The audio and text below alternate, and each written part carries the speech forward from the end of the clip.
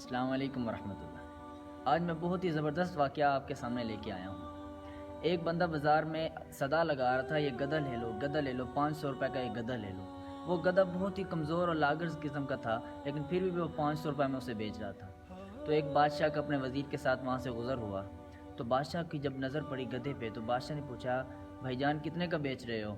تو وہ کہنے لگا، عالی جاہ 500 دینار کا۔ تو بادشاہ کہنے لگا، یار اتنا کمزور گدھا ہے، اتنا لاغر گدھا ہے، تو اتنا اسے مہنگا کیوں بیچ رہے ہو؟ تو وہ کہنے لگا، جناب آپ کو نہیں پتہ، جو بندہ اس گدھے پہ بیٹھتا ہے اسے مکہ مدینہ نظر آنے لگ جاتا ہے۔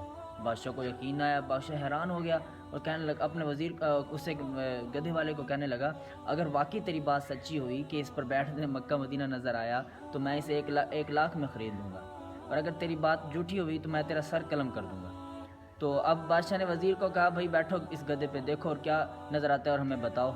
جب وزیر اس گدھے پہ چڑھنے لگا تو اس گدھے والے نے چپکے سے اس وزیر کے کان میں کہا، جو گنہگار ہوگا اسے مکہ مدینہ نظر نہیں آئے گا۔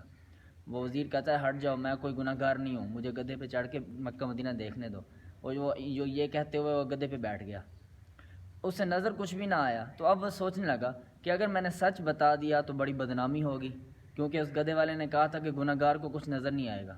تو اب وہ اچانک ہی چلانے لگا، سبحان اللہ، ماشاء اللہ، کیا ہی مقدس جانور ہے، مکہ مدینہ نظر آ گیا۔ اور یہ سنتے ہی بادشاہ کو تجسس ہونے لگا، وہ کہنے لگا، بادشاہ جلدی ہٹو، مجھے دیکھنے دو، ہمیں دیکھنا ہے مکہ مدینہ۔ اب بادشاہ چڑھ گیا گدھے پہ اور بادشاہ کو بھی کچھ نہ نظر آیا۔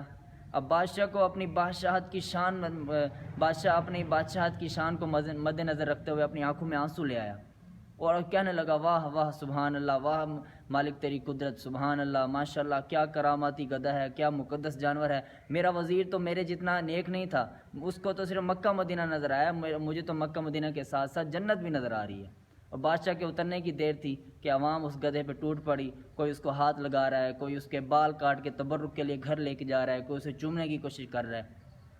تو میرے بھائیو، اس واقعے سے ہمیں یہ نتیجہ ملتا ہے کہ آج ہمارے معاشرے میں بھی ایسے مکار اور ایسے جال ساز ہیں کہ جنہوں نے دینی اصطلاحات کو خراب کر کے رکھ دیا ہے، اپنی طور پہ ان کو بنا دیا ہے۔ جو دین اللہ کے رسول علیہ الصلاۃ والسلام ہم پر لے کر آئے تھے، جو اللہ کی طرف سے ہم پر اترا تھا، اس دین کو مذاق بنا کر اس میں اپنی طرف سے تبدیلیاں کر کے وہ پیش کرتے ہیں، اور ہماری عوام اندھی اور بہری ہے کہ جو ان کی بات پہ یقین کر کے ان کے پیچھے چل پڑتی ہے۔ تو میرے بھائیو، حقیقت کو جانے بغیر کسی چیز پر عمل نہیں کرنا چاہیے۔